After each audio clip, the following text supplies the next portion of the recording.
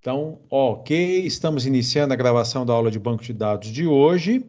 Vou compartilhar a minha tela com vocês. E está aqui, ó. Já preparei o nosso BR modelo com uma baita de uma observação aqui que vai servir de apoio para a nossa revisão. Então, primeira coisa a ser feita, levantamento de requisitos. Eu vou até complementar porque o que é o levantamento de requisitos mesmo? É a pergunta que nós fazemos. Quais são os dados, e eu vou colocar dados em letra maiúscula, necessários para uma determinada situação, vou colocar aqui como pontinhos. Quais são os dados necessários para emitir nota fiscal, controlar estoque, para fazer o controle financeiro, para operações mais simples, cadastrar clientes, cadastrar produtos, né? Então a gente vai o tempo todo investigando. O levantamento de requisitos é o resultado de uma investigação onde nós identificamos quais são os dados necessários para uma determinada situação. Eu vou ligar o meu Zoom aqui e eu deixei o WhatsApp aberto, porque daqui a pouquinho eu vou mandar coisas para vocês via Teams e via WhatsApp. Então vamos lá. No nosso caso, bem simples, quais são os dados necessários para cadastrar cidades? Sendo que são necessários. Aí eu pergunto, bom, tudo bem, senhor cliente. Quais são os dados necessários? Eu preciso saber o nome e o estado, o nome da cidade e em que estado essa cidade fica. Nós devemos já, não obrigatoriamente, mas é um bom começo, a gente a fazer essa organização aqui, ó. Então, quais são os dados? Eu preciso do nome e eu digo de quem, o nome da cidade. Eu preciso da sigla e do nome do estado. E, em algum momento, eu vou dizer que a cidade fica no estado, ou que o estado tem cidades. Essa organização aqui, inicial, ela resolve mais uma grande quantidade de situações, problemas dos bancos de dados, né? Então, vamos lá, vamos fazer aqui o nosso projetinho conceitual. Eu vou precisar de duas entidades, e isso tem que ficar muito claro para todos. Por que que eu preciso de duas entidades? Porque eu identifiquei dados ou atributos e eu descobri, defini, melhor dizendo, que nome é da cidade. Então, o que veio em primeiro lugar é o nome. E aí eu identifico que o nome é da cidade. Muita gente coloca como ponto de partida a entidade e depois não sabe quais atributos colocar. Muita gente vai lá e coloca, olha, eu vou precisar de uma entidade chamada, por exemplo, Estado, e depois não sabe quais são os atributos. Não, o caminho não é esse. O caminho é, identifiquei o dado, que no caso do projeto conceitual está se chamando atributo, e aí ele pertence a uma determinada entidade. Identifiquei dados, que são atributos, e eles pertencem a uma determinada entidade. Esse é o caminho correto. Portanto, na hora que eu estiver construindo o projeto conceitual e eu coloco essa entidade e defino que ela se chama cidade, eu só estou colocando primeiro porque é uma limitação do programa, é uma característica do programa. Porque se o programa seguisse uma linha pedagógica, eu teria que pegar aqui, ó, o atributo e deixar como se fosse um atributo solto aqui.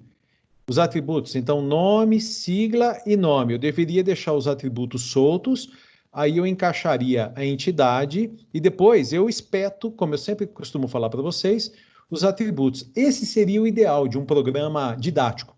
Mas esse não foi a forma como esse aplicativo foi desenvolvido. Então, obrigatoriamente, na construção do aplicativo, do projeto com esse aplicativo, eu tenho que criar uma entidade. Toda entidade tem nome, ela se chama cidade. Essa entidade, ela vai ter um atributo identificador que se chama ID e o nome da tabela, e o atributo atômico. Lembrando sempre, atributo atômico é obrigatório. Portanto, quando eu for cadastrar uma cidade, obrigatoriamente eu terei que informar o nome. Por que que novamente eu estou dando ênfase nisso?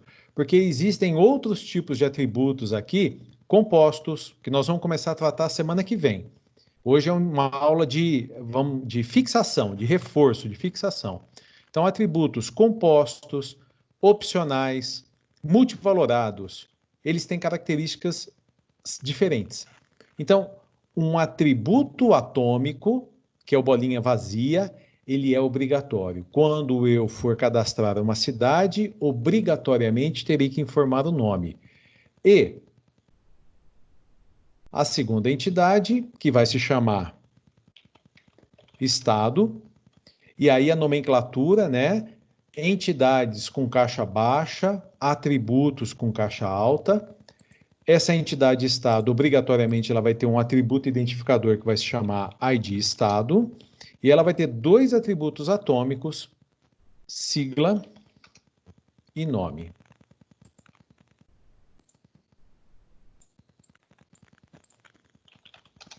Muito bem.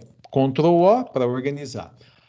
Já inseri todos os atributos. Então, veja como é que eu estou dizendo. Ó, eu já inseri todos os atributos. Só que para inserir os atributos, eu tenho que criar as entidades. Essa é a linha correta de raciocínio. Agora, eu preciso dizer que existe uma relação entre as entidades. Eu preciso dizer que cidade fica no estado. E aqui eu posso não colocar texto algum, deixar em branco. Posso colocar um texto no sentido cidade-estado, por exemplo, fica no. E aqui tanto faz, caixa alta, caixa baixa, aqui não tem diferença nenhuma. Fica no. Né? Posso até colocar uma seta aqui para facilitar a leitura, uma seta para a direita. Então tá lá. Mas fundamental, peraí que eu já salvo isso. Fundamental aqui é a cardinalidade. Então, o que é a cardinalidade? É um conjunto formado por dois valores. Essa é uma cardinalidade, essa é outra cardinalidade, que indica a mínima ou o mínimo e o máximo, a mínima e a máxima possibilidade de alguma coisa acontecer. Como é que a gente identifica, descobre qual é a cardinalidade? Essa daqui é a perguntinha básica padrão. Eu tenho que fazer uma pergunta, tenho até que colocar um ponto de interrogação aqui depois. Quantos? Como assim? Eu tenho que fazer a cardinalidade nos dois sentidos. Eu tenho que definir partindo de cidade e indo para estado, e depois eu tenho que partir de estado e vir para a cidade. Então, quando eu parto de cidade e vou para estado, é difícil escrever aqui com quantos? Parece criança escrevendo, né? Quantos? Então, como que é a pergunta que nós vamos fazer? Uma cidade fica em quantos estados?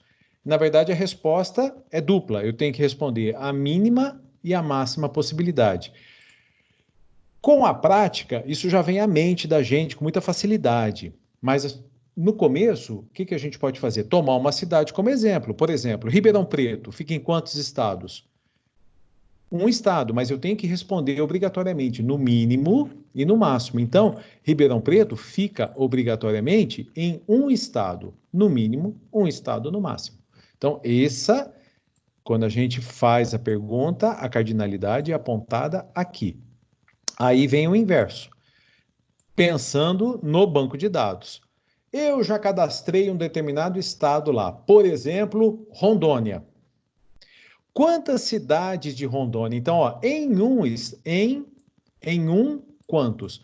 Em um estado, Rondônia, por exemplo, eu já posso ter cadastrado quantas cidades? Então, pode ser que eu não tenha cadastrado nenhuma, mas eu posso ter cadastrado várias cidades. Então, a cardinalidade aqui é 0N, 0 para N. 0N, e a cardinalidade aqui é 1, 1. E isso nos permite uma leitura de como funciona a empresa. O exemplo aqui é muito simples, mas daqui a pouquinho, principalmente a partir das próximas aulas, a gente vai começar a trabalhar com cardinalidades diferentes, que não são essas. Aí a gente vai ver que o projeto conceitual, ele nos traz um conjunto grande de informações sobre como funciona a empresa. E para quem tiver com o caderno aí do lado, né? É sempre bom a gente ter um bloco de anotações. Como funciona a empresa? Tem um termo específico para isso. Se chama regra ou regras de negócio. Quais são as regras de negócio? E o sistema de informações que nós estamos nos propondo a desenvolver, que tem aplicativo e banco de dados, busca atender às regras de negócios da empresa. Muito bem, definidas as cardinalidades, 0N e 1 para 1, nós vamos, importantíssimo, definir o tipo do relacionamento, que eu destaquei aqui embaixo. Então, como que é definido o tipo de um relacionamento? Nós pegamos os máximos das duas cardinalidades. Então, eu tenho um máximo N, tenho um máximo 1, e aí aqui eu vou pegar mais uma observação, eu vou colocar em azul, porque isso não faz parte do projeto conceitual. Eu tenho uma cardinalidade máxima N, e a outra cardinalidade é 1, só que na hora de escrever isso, não pode ser assim, N e 1. Tem que ser um determinado valor, 2 pontos, o outro valor. Mas tem mais uma observação, a gente sempre coloca em ordem crescente, então vai ficar 1 para N. Essa é a forma de ler o que está escrito aqui. 2 pontos N significa 1 para N. Então, essa daqui é o tipo, deixa eu apagar aqui uns espaços a mais.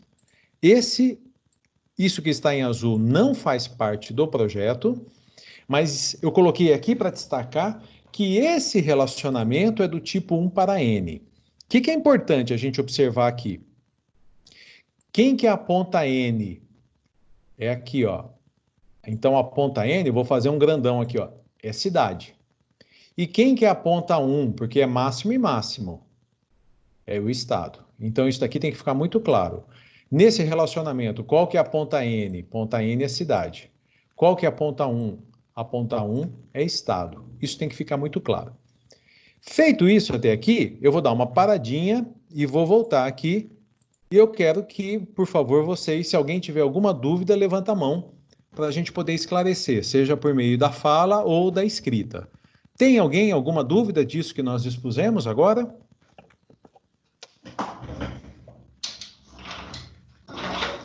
Esse silêncio significa que ou está tudo maravilhoso ou está tudo bombástico. Eu espero que esteja tudo maravilhoso. Então vamos seguir em frente mais um pouquinho.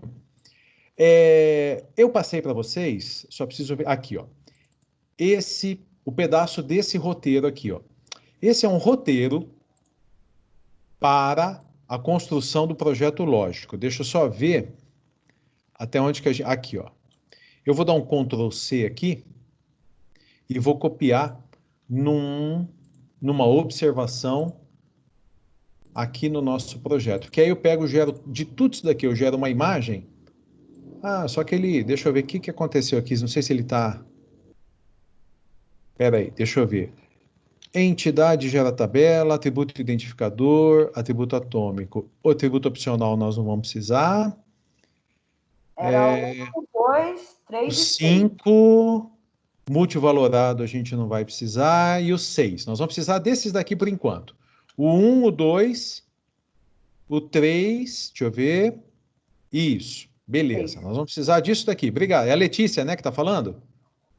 Oi, eu anotei no meu caderno. Tá certo, é isso mesmo, porque o que a gente escreve vai para a nossa memória, e o que a gente tira foto vai para a memória do celular. Então a gente tem que anotar, é uma forma de estudo também. Então vamos lá, ó. A partir do projeto conceitual, Para nós construirmos o projeto lógico, basta a gente seguir um roteiro. Aquele roteiro, ele está completo. Tem coisas lá que nós ainda não vamos utilizar. Então, eu estou simplificando. O que é o projeto lógico? É a representação das tabelas e os campos do banco de dados. Então, eu vou fazer aqui mais uma observação. O que nós temos aqui em cima, pena que aqui eu não tenho como colocar formatação, né? Esse daqui é o projeto conceitual.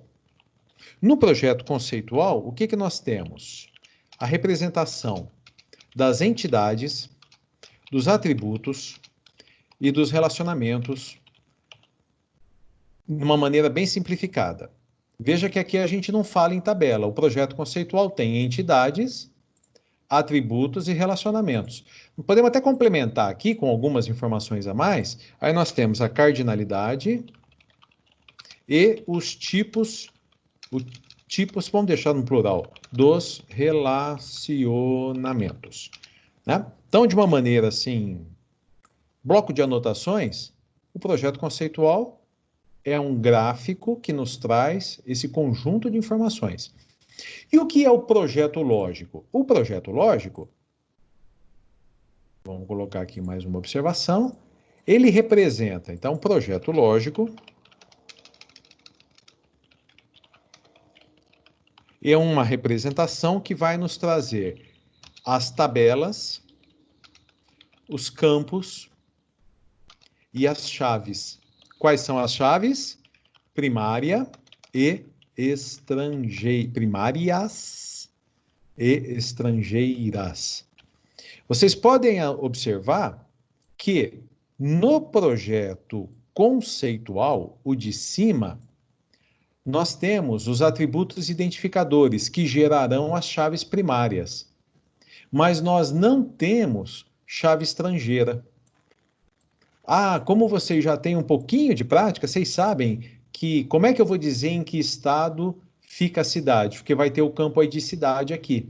Só que no projeto conceitual, a gente não identifica a chave estrangeira. Então, tá aí, quem está aí com um caderno, né, bloco de anotações, faça uma anotação em verde piscante com borda recheada fosforescente, importantíssimo. No projeto conceitual, não são identificadas as chaves estrangeiras. Por quê? Porque o pessoal que bolou isso fez assim. Porque é justamente a partir do projeto conceitual que a gente vai descobrir onde tem chave estrangeira. Bom, quais são as etapas então? Por enquanto são essas 4 aqui, ó. 1, 2, 3, 6. Como construir? Muito simples. Basta seguir o roteiro. Então, eu vou aumentar aqui. Eu vou seguir este roteiro e vou colocando aqui dentro da nossa campo de observações. Então, primeiro, entidade gera tabela. Então, eu tenho 2 entidades, cidade e estado. Gerou cidade e gerou estado. Isso, no projeto lógico, são 2 tabelas. Abro parênteses, vou começar a colocar quais são os campos. Campos em caixa alta, tabelas em caixa baixa. Depois que eu coloquei aqui, ó, todas as entidades, tiver 2, 10, 20, 50, põe todas. Vai passo a passo, não pula etapa.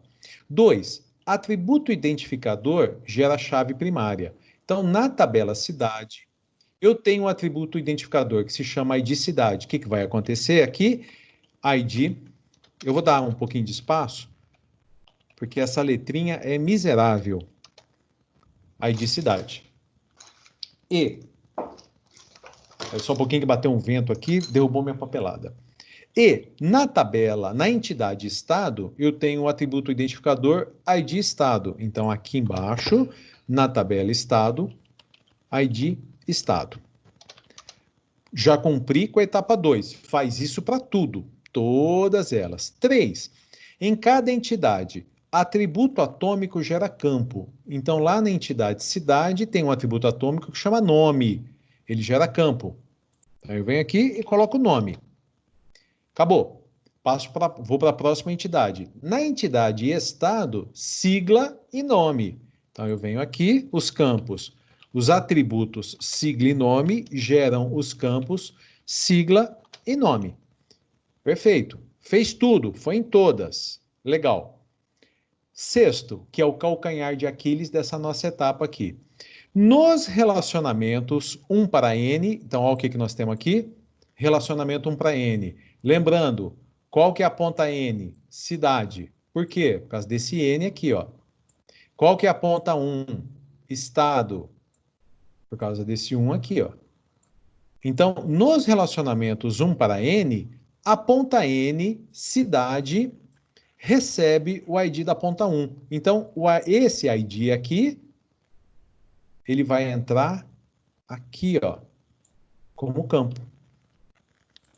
Então, na tabela cidade, eu vou ter ID estado.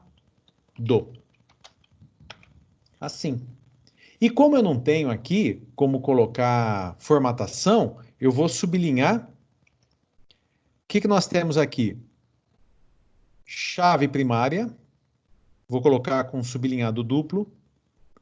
Chave primária. Como é que a gente sabe que é chave primária? Várias dicas. Primeiro, é o primeiro campo de toda a tabela. Depois, tabela cidade, ID cidade, chave primária. Tabela estado, ID estado, chave primária. Então tá aí.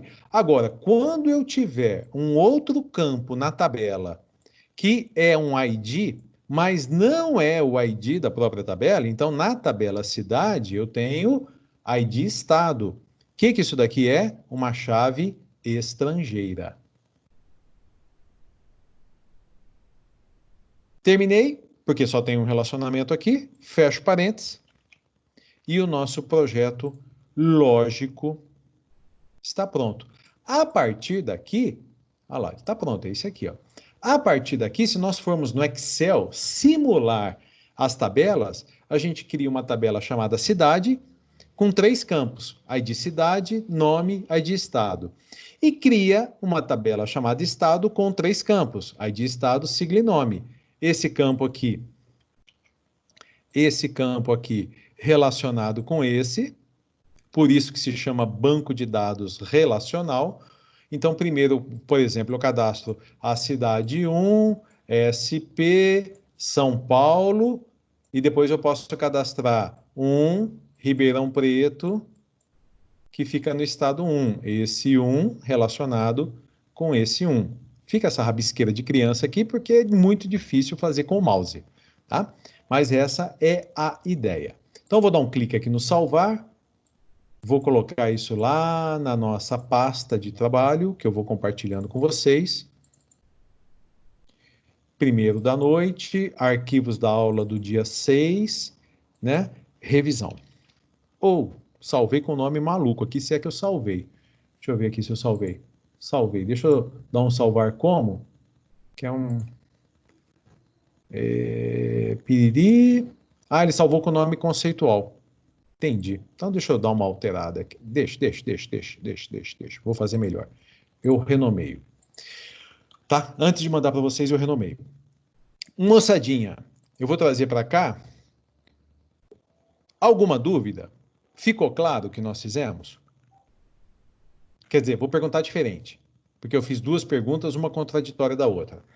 Alguém tem alguma dúvida sobre isso? Se tiver, fale agora ou fale daqui a pouco, não tem problema.